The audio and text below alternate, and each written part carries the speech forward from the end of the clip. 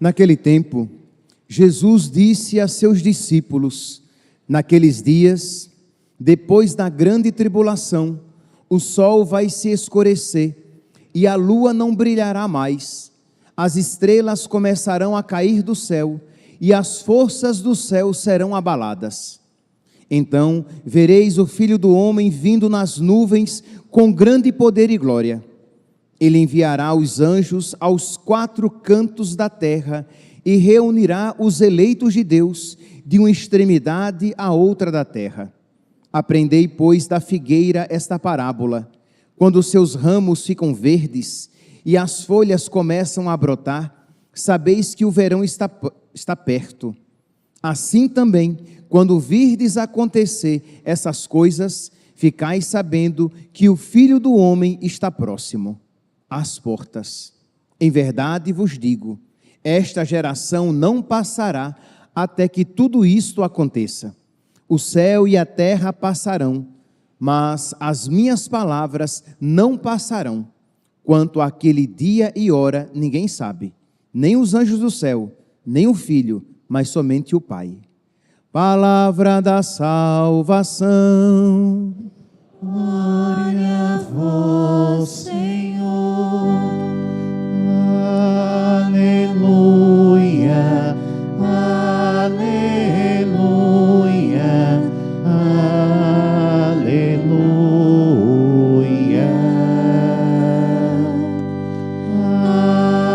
aleluia, aleluia,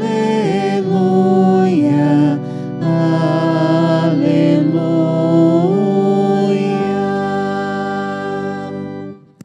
Caríssimos irmãos e irmãs, estamos celebrando o 33º domingo do tempo comum. Já estamos no finalzinho do ano litúrgico. Estamos no ano B. A partir do primeiro domingo do Advento, começaremos a celebrar o ano C. Lembrando que o ano litúrgico não coincide com o calendário do ano civil. Então, estamos terminando no próximo domingo, domingo de Cristo Rei, será o último domingo do tempo comum do ano B, e aí iniciaremos um outro ano litúrgico. E sempre que nós vamos terminando um ano litúrgico, a igreja nos convida a meditar sobre o fim da nossa vida e o fim do mundo. Vai terminando um ano litúrgico, nós meditamos sobre essa realidade de que a nossa vida terá fim e esse mundo terá fim. É doutrina cristã, é doutrina católica que este mundo passará, esse mundo terminará, esse mundo teve um início e esse mundo terá um fim. Pois bem, então, quando nós olhamos para a liturgia da palavra de hoje, nós vemos que a igreja, ela faz esta afirmação e nos convida a meditar sobre pontos específicos desta realidade.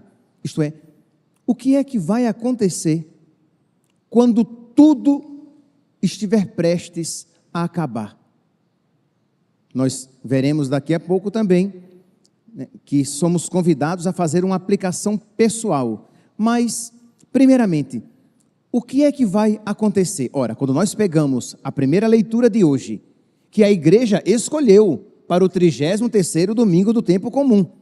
Então, esta palavra tão forte foi escolhida de propósito, de uma maneira pensada, para que nós tivéssemos esta gravidade quando pensarmos a respeito do fim.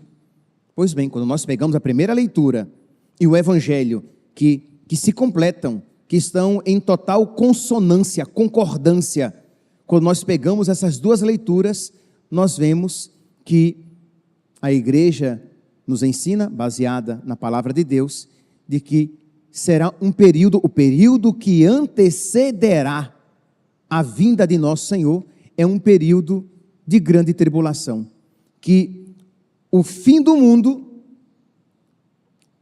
culminará, concordará, isto é, concomitantemente acontecerá o quê? Fim do mundo, vinda de Cristo, juízo final.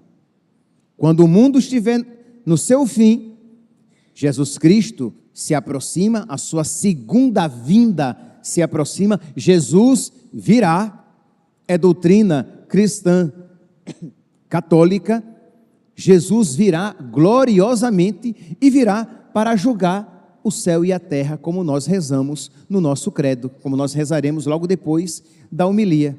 O Senhor virá para julgar os vivos e os mortos, o céu e a terra, todas as coisas. Pois bem, então, a leitura retirada aqui do profeta Daniel, nos mostra que este tempo será antecedido por grande sofrimento que marcará este período da história. Diz aqui, naquele tempo se levantará Miguel, o grande príncipe, São Miguel arcanjo. Naquele tempo se levantará Miguel, o grande príncipe, defensor dos filhos de teu povo, e será um tempo de angústia como nunca houve até então, desde que começaram a existir as nações. Mas neste tempo, teu povo será salvo. Isto é, meus irmãos, quando nós refletimos a respeito do fim do mundo, que será precedido por um grande sofrimento como nunca houve, isso não deve despertar medo nem pavor, porque este tempo de grande sofrimento será um tempo em que o povo de Deus, em que os eleitos serão salvos. É por isso que os cristãos do primeiro milênio, primeiro e segundo milênio, do primeiro e segundo séculos, nós podemos encontrar lá no livro do Apocalipse, eles diziam: vem Senhor Jesus, vinde Senhor Jesus, vem logo, vem acabar com esse mundo. Por quê? Porque eles tinham a esperança no outro mundo, no mundo que não passa, na Jerusalém celeste, na vida eterna. O problema é quando nós idolatramos este mundo e temos dúvidas do outro. Aí, é claro que se eu idolatro o mundo presente, passageiro, fugaz, e tenho dúvidas do mundo vindouro, e a consciência dos meus pecados me atormenta, quando eu penso na vinda de Cristo, o pavor, o temor e o tremor se apossam do meu coração. Então nós precisamos recobrar a fé, a verdadeira vida, a vida que verdadeiramente importa, aquela para a qual nós somos criados, se aproxima. Nós estamos lutando para viver na amizade com Deus. Então, vinde Senhor Jesus, e vinde logo, que a figura desse mundo passe.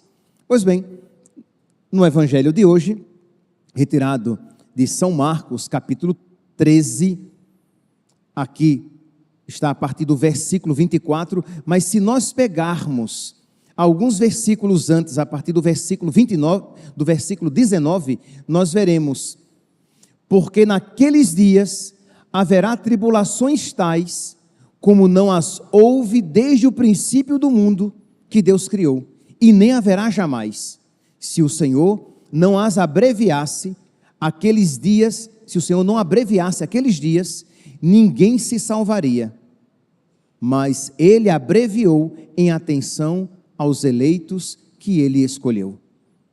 E aí, vem aqui o versículo 24, naqueles dias então, depois da grande tribulação, o sol vai se escurecer, a lua não brilhará mais, e as estrelas começarão a cair do céu, e as forças do céu serão abaladas.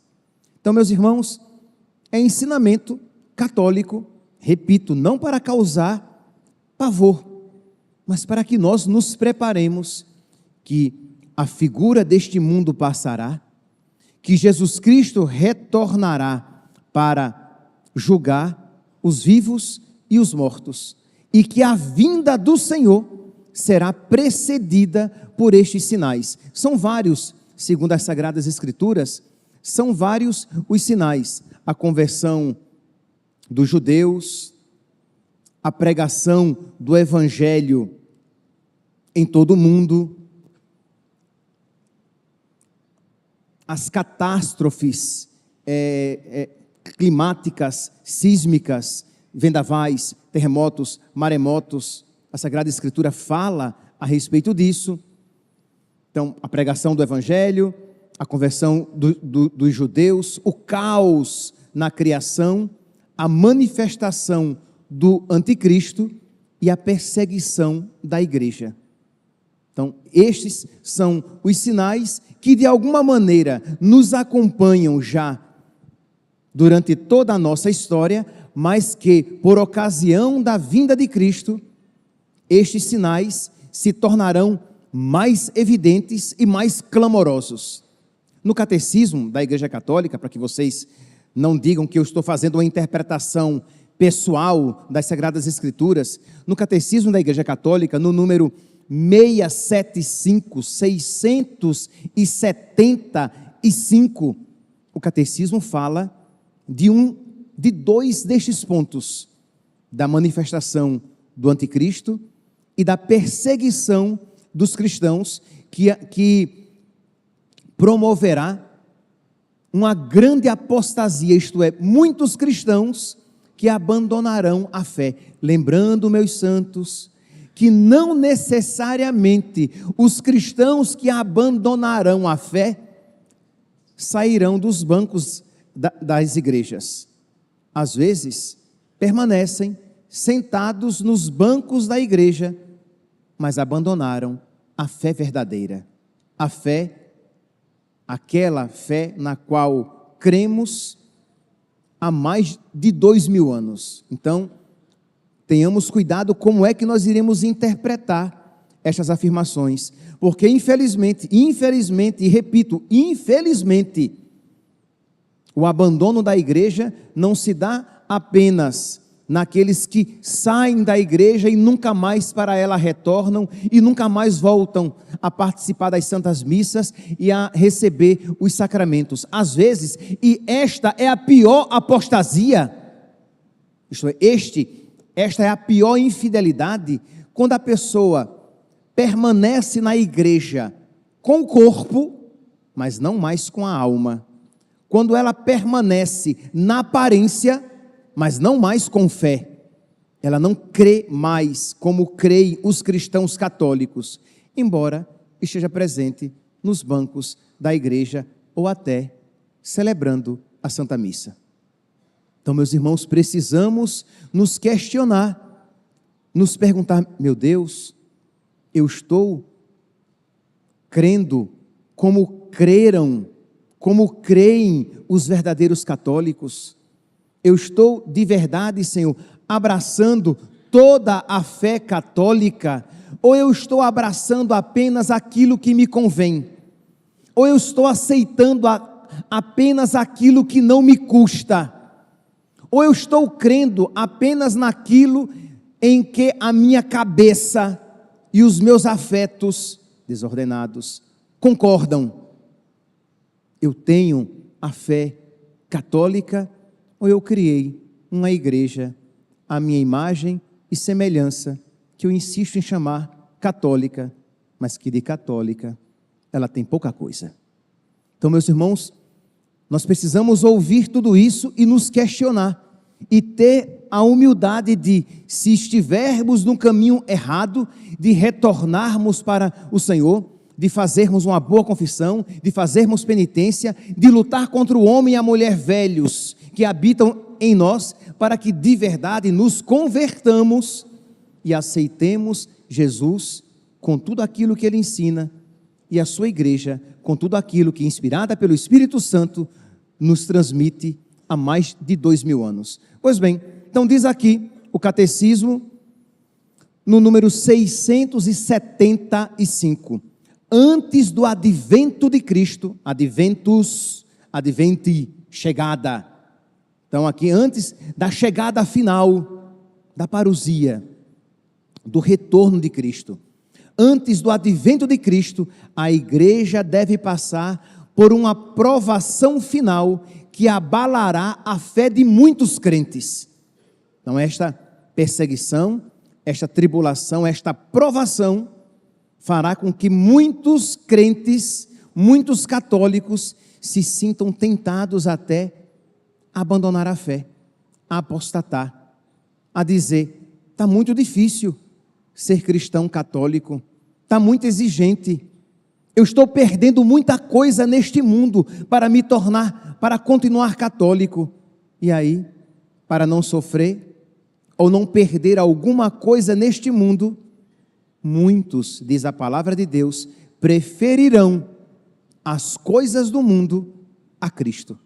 Isto é, preferirão perder Cristo a não perder as coisas deste mundo, seja segurança, seja sucesso, seja prosperidade, seja prazer, mas algo que custará a você. Meus irmãos, não há como ouvir estas palavras e imediatamente não suplicar a nosso Senhor a têmpera dos mártires, a força dos mártires, a coragem dos mártires que preferiram a morte a renunciar a Cristo. Preferiram perder tudo neste mundo, inclusive a própria vida, a perder Cristo e a vida eterna. Mas por que eles preferiram Cristo a tudo? Porque eles criam e amavam Cristo e criam, acreditavam e esperavam a vida eterna. Senhor, eu creio, mas aumentai a minha fé. Senhor, eu te amo, mas aumentai o meu amor. Nós precisamos pedir. Pedi e vos será dado. Peça, já desde agora mesmo, no silêncio do seu coração, peça mais fé a nosso Senhor, uma fé mais firme. Peça mais amor a nosso Senhor, de modo que você o ame de tal maneira que esteja disposto ao sacrifício de qualquer coisa, mas não sacrificar o seu amor a nosso Senhor. Pois bem, mas continuando aqui, a perseguição que acompanha a peregrinação da igreja na terra desvendará o mistério da iniquidade sob a forma de uma impostura religiosa que há de trazer aos homens uma solução aparente para os seus problemas à custa da apostasia da verdade. Então, um falso poder político e uma falsa religião que seduzirão a muitos para que os aceite. E qual será o preço? Apostasia da verdade. Você terá que abandonar a verdade. Eu sou o caminho, a verdade e a vida. Então você terá que abandonar Cristo para você se adequar a esse novo sistema político e religioso. Nós não estamos muito longe de uma realidade assim, ou melhor, nós já estamos vivendo uma realidade assim, semelhante.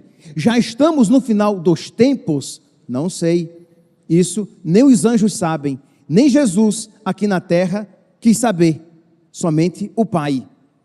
Mas que estes sistemas de negação de Cristo e de perseguição aos cristãos, nós estamos experimentando de uma maneira muito veemente, já estamos experimentando. Já existe isso, isto é, ser cristão católico no mundo atual é você ser motivo de chacota. Ser cristão católico, crer como criam os cristãos desde sempre, já é motivo até de prisão em muitos lugares. Isso aqui não é recurso retórico para impactar vocês. Pessoas, cristãos, homens e mulheres já estão sendo presos porque são cristãos, porque ensinam a fé cristã aos seus filhos, porque ensinam os valores cristãos aos seus filhos, porque ensinam a Sagrada Escritura aos seus filhos. Vocês devem ter acompanhado aí nas redes sociais, isto é, de escolas que estão sendo punidas porque, sem a promoção dos diretores da escola, os alunos, por si mesmos, no intervalo, resolveram fazer círculos bíblicos, momentos de oração, como existem, até aqui mesmo no Mato Grosso, existem as universidades renovadas e outros movimentos religiosos na escola, na universidade, mas uma promoção espontânea dos próprios alunos. Pois bem, os diretores e as escolas começaram a ser processados, porque aquilo era uma forma de proselitismo, e aquilo era uma forma de ofensa para quem não tem fé. Mas os pseudo-valores que eles ensinam, ideologia de gênero, ódio à igreja, satanismo, comunismo, isso não tem nenhum problema, eles podem ensinar sem nenhum problema nas escolas e nas faculdades. Todos nós que já passamos pela escola, imagine se eu, na minha época e no meu tempo, a coisa já era feia, já era ruim. Quando se estudava a história, a visão de igreja que se apresentava era horrível. Os professores destilavam veneno, não todos, mas muitos. Quanto mais hoje em dia, então. Mas isso pode, nas escolas, inclusive públicas, promovendo o Halloween, que é uma forma mitigada e disfarçada de satanismo. Isso pode. Mas os alunos, espontaneamente, rezando o terço, rezando, estudando a Bíblia, não, isso não pode, porque isso é... O STF agora mesmo está julgando a liceidade dos objetos, dos símbolos religiosos, dos símbolos cristãos, nos departamentos públicos. Lembrando que o Ocidente, que o nosso país foi formado pelos valores cristãos, e que um crucifixo num ambiente público representa muito mais do que um símbolo religioso, mas um símbolo de justiça, porque ele sofreu a maior injustiça, um símbolo de caridade, um símbolo de respeito, um símbolo de amor. E é um símbolo religioso que formou a nossa cultura e que representa a grande maioria dos cidadãos brasileiros, que somos cristãos. Mas não, ter um crucifixo é algo ofensivo. Isto é, existe um ódio não mais tão velado assim a Cristo e a igreja. E saibamos, meus santos, este movimento só tende a crescer. Por isso, unamo-nos a nosso Senhor. Fortifiquemo-nos pela vida de oração, pelo estado de graça, pela frequência aos sacramentos, pela escuta e leitura orante da palavra de Deus. Fortifiquemo-nos, porque nós estamos num tempo que ou somos cristãos que buscamos a santidade, ou não seremos nada. Ou somos cristãos católicos de fato, ou não seremos nada. Quem quiser ser meio termo, estará morno e será vomitado. Precisamos estar em Deus, fortalecidos em Deus, e como sabemos que nós, pelas nossas próprias forças não podemos, precisamos suplicar a força do alto, o auxílio do Espírito Santo, a graça de Deus, que nos vem pela oração, pela leitura orante da palavra de Deus, pela frequência dos sacramentos de uma maneira particular, confissão e Eucaristia, pela prática da caridade, pela nossa devoção aos santos que viveram com radicalidade, com fidelidade, o amor a nosso Senhor, e de uma maneira especialíssima, a Nossa Senhora, a Rainha de todos os santos, para que ela nos alcance as graças, ela que é a medianeira de todas as graças, nos alcance as graças de que precisamos, para que nos mantenhamos fiéis neste mundo, neste período da história, que já é um período tão difícil para vivermos a fidelidade a nosso Senhor. Pois bem, mas continua aqui o catecismo, e ele vai dizer que a impostura religiosa suprema é o anticristo, isto é, a de um pseudo-messianismo, de um falso messianismo, em que o homem glorifica a si mesmo no lugar de Deus e do seu Messias. Já estamos vivendo isso, em que o homem se glorifica a si mesmo. Sereis como deuses, conhecedores do bem e do mal. Isto é, o homem que cria um outro evangelho, o homem que cria uma outra religião, um homem que cria outros valores. O homem agora ele é quem diz o que é certo e o que é errado. Errada é a palavra de Deus, que diz que devemos viver a castidade. Certo é o mundo que diz que as pessoas precisam ser sexy, que as pessoas precisam ser atraentes e ter experiências sexuais. Errado está Deus, que diz para não matar. Não, certo está o mundo, que diz que se deve abortar, que é uma coisa linda matar uma criança na barriga da mãe. É uma coisa linda. Agora, matar um animal que não é bonito não também, tá, meus santos? Mas a proporção entre matar um animal e matar uma criança é algo bem diferente. Então, o mundo vê com horror matar um animal, mas matar crianças, não. Isso aqui é um valor, é um direito. Meu corpo, minhas regras. Então você vê que o mundo gira de uma maneira contrária. Deus diz uma coisa e os homens dizem outras coisas. Isto é, você vai encontrar Deus que nos ensina a amá-lo acima de todas as coisas, porque amando nós seremos felizes e nós alcançaremos a salvação.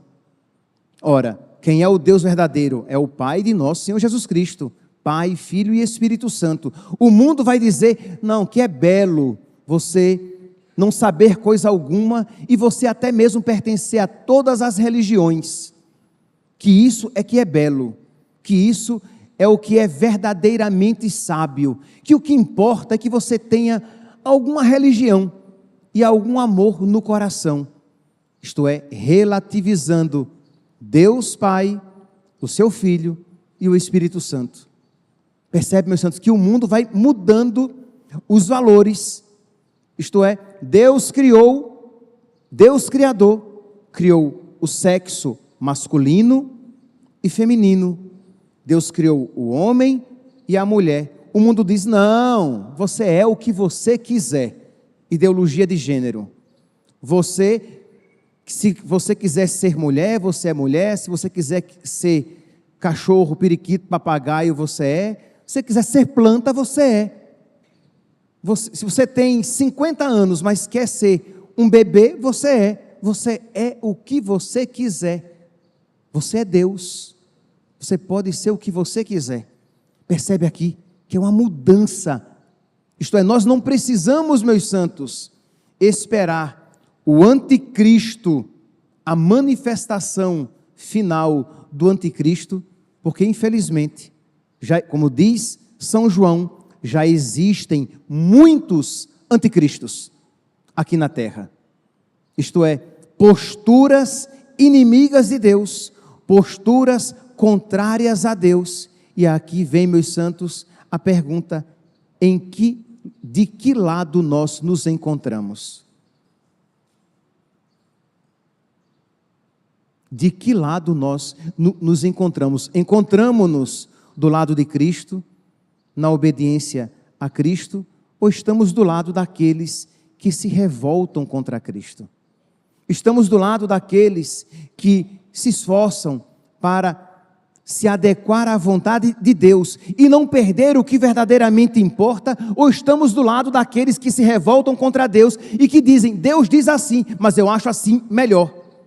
Quer dizer, você já é uma postura, uma encarnação diminuída, mas uma encarnação do anticristo, pelas suas atitudes. E aí, meus irmãos, nós não precisamos esperar o fim do mundo, porque quando nós morremos, o mundo acaba para nós. Se tudo isso que a Sagrada Escritura fala que vai acontecer, se acontecerá no nosso tempo, eu não sei. Mas quando nós morrermos, nós seremos colocados diante do eterno juiz. Quando nós morrermos, acontecerá para a nossa alma uma parousia, um encontro com Cristo, em que nós seremos julgados. E se nós estivermos na amizade com Cristo, nós seremos salvos. Mas se nós estivermos na revolta contra Cristo, nós seremos condenados. Então, que nós saibamos o que vai acontecer no final dos tempos é bom, mas que nós já vivamos hoje como se o final dos tempos fosse amanhã é excelente, é necessário, é sábio. Por quê? Porque se eu não sei o dia do fim dos tempos, mas eu sei que o meu dia chegará, que a minha vida terminará e eu preciso estar preparado. Santa Teresa d'Ávila, meditando a respeito da morte, algo que muitos cristãos não fazem mais, né? Muitos cristãos preferem, não, eu nem gosto, padre, de pensar na morte, porque eu fico triste. Não, meu santinho, você deveria meditar na morte para você não ficar eternamente triste. Você deveria meditar na morte para você não ficar eternamente infeliz no choro e ranger de dentes, como fala a Sagrada Escritura. Então você deveria meditar na morte, como se a sua morte fosse acontecer hoje. E você se pergunta, e como está a minha alma? Em que estado ela se encontra? Eu estou preparado para me encontrar com Deus? Eu estou na obediência a Deus? Ou eu estou na revolta contra Deus? Querendo ser Deus da minha vida, querendo mudar os mandamentos de Deus. Se você vir que na sua alma essa revolta se encontra, suplique a misericórdia de Deus. Se você perceber que no seu coração existe esta luta, peça a Deus: Senhor, derruba, Senhor, as barreiras que existem no meu coração. Eu quero ser um católico de verdade, Senhor, porque eu quero estar preparado para o meu encontro contigo. Se você percebe que no seu coração, às vezes até com luta, mas vez ou outra se manifesta uma atitude revoltosa, você diz: não, mas Deus, bem que Deus poderia querer diferente, bem que Deus poderia ensinar diferente. Você precisa suplicar a nosso Senhor a docilidade, que é dom do Espírito Santo. Pois bem, então, Santa Teresa d'Ávila, meditando sobre isso, meditando sobre os sofrimentos que viriam, sofrimentos estes, lembrando, sofrimentos estes que é a última manifestação da misericórdia de Deus para com os pecadores, para que eles se convertam. Quer dizer, tudo isso, todo este sofrimento que Deus enviará e permitirá, Deus enviará e permitirá para salvar os pecadores, para converter os últimos pecadores e purificar os eleitos. Quer dizer, até o sofrimento que Deus enviará é graça. Não é porque Deus é mau e Deus vai castigar e Deus quer nos fazer sofrer. Não, Deus enviará este sofrimento que precederá a sua vinda. Para quê? Para que alguns pecadores ainda se convertam e para que aqueles que estão no caminho de Deus perseverem ainda mais e se decidam ainda mais por Deus. Apenas um parêntese, com alguma, né? Com muitas diferenças, mas vocês lembram, né? Quando veio aquela pandemia, quanta gente se converteu exatamente naquele período de sofrimento? Tanta gente eu já encontrei: padre, olha, eu me converti naquele período, porque quando eu percebi que a morte estava próxima, eu disse: eu preciso me converter. Quando eu comecei a viver aquela situação, e achei até que o fim do mundo estava próximo, eu mudei de vida. Muita gente se converteu exatamente ali.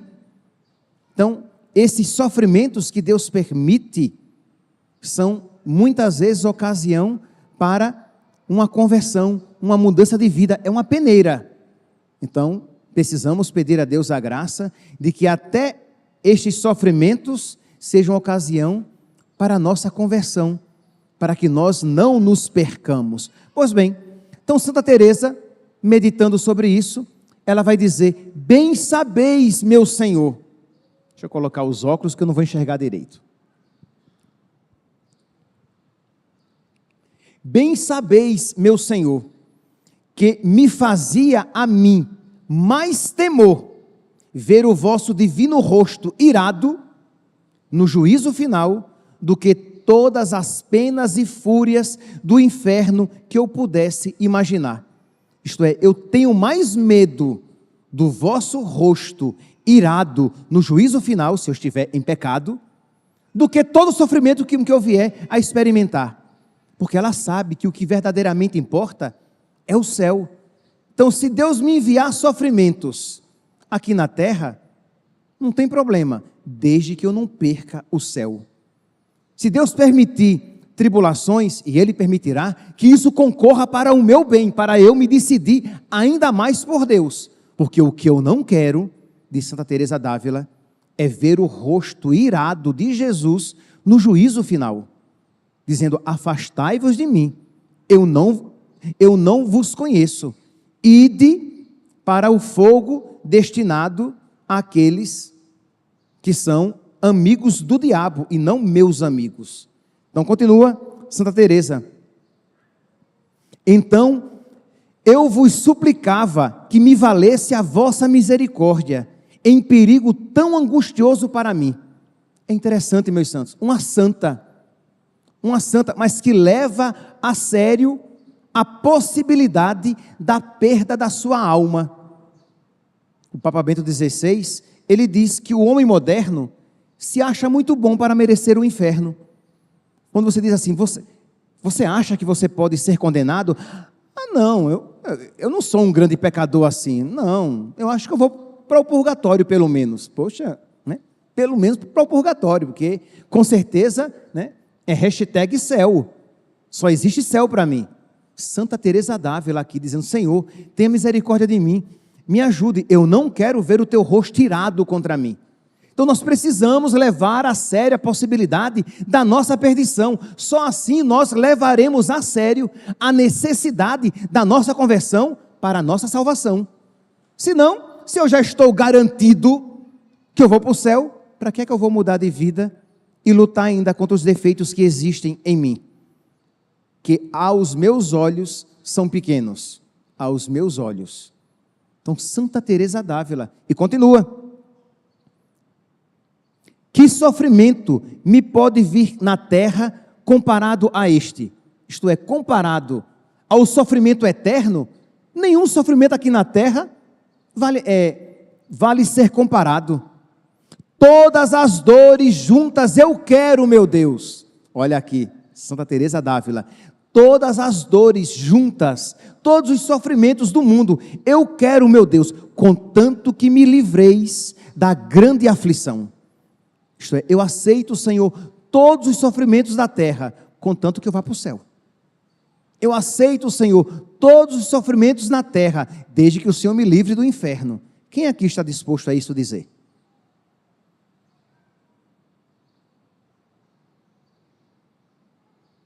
Quem aqui está disposto a dizer: Senhor, eu aceito o câncer, eu aceito a pobreza, eu aceito a perseguição, eu aceito a humilhação, eu aceito todo tipo de sofrimento aqui na terra, contanto que eu vá para o céu. É isso que Santa Teresa d'Ávila está dizendo. Quem aqui está disposto a repetir a oração da santa?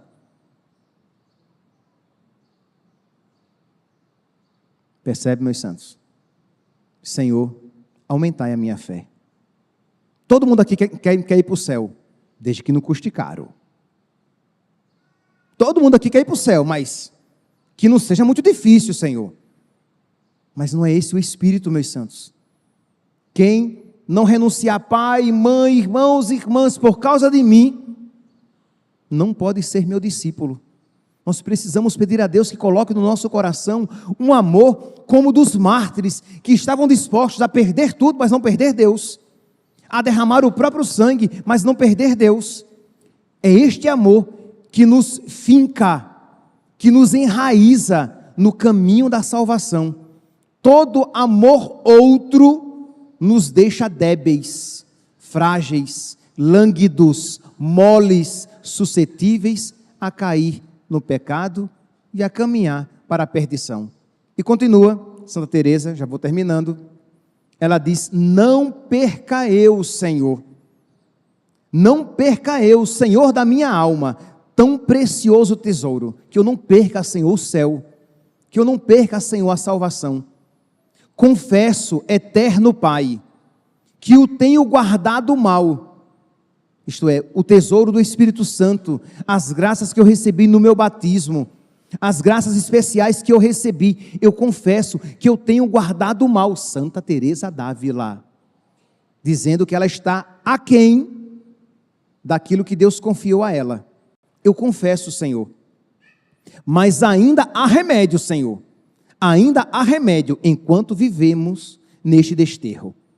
Enquanto vivemos neste mundo, tem remédio. Enquanto vivemos neste mundo, tem tempo para a conversão. Enquanto vivemos neste mundo, tem tempo para mudar de vida. Enquanto vivemos neste mundo, tem tempo para crescer no amor a Deus. Enquanto vivemos neste mundo, tem tempo de pedir a Deus a conversão, o Espírito Santo, a mudança de vida, a queda das barreiras que existem no nosso coração. Enquanto estamos neste mundo, podemos pedir a intercessão dos nossos santos de devoção, anjos da guarda, Nossa Senhora e São José. Enquanto estamos neste mundo, podemos nos confessar. Enquanto estamos neste mundo, podemos comungar com devoção e piedade, e pedindo a Jesus que faça crescer o amor no nosso coração. Então vamos lá, meus santos, ainda estamos neste mundo. Enquanto ainda estamos neste mundo, podemos sonhar em dizer com todo o coração esta prece que Santa Teresa fez: Senhor, eu aceito todos os sofrimentos, todas as humilhações, todas as dores deste mundo, contanto que eu não perca o céu. Que nós peçamos, meus irmãos, a Nossa Senhora, a Rainha dos santos e dos mártires, que alcance de Deus este amor generoso, para que Ele habite nos nossos corações, e nós nos decidamos hoje por Deus, porque o amanhã não sabemos se nos será dado. Louvado seja nosso Senhor Jesus Cristo, para sempre seja louvado. De pé, proclamemos a nossa fé. Creio em Deus Pai Todo-Poderoso, Criador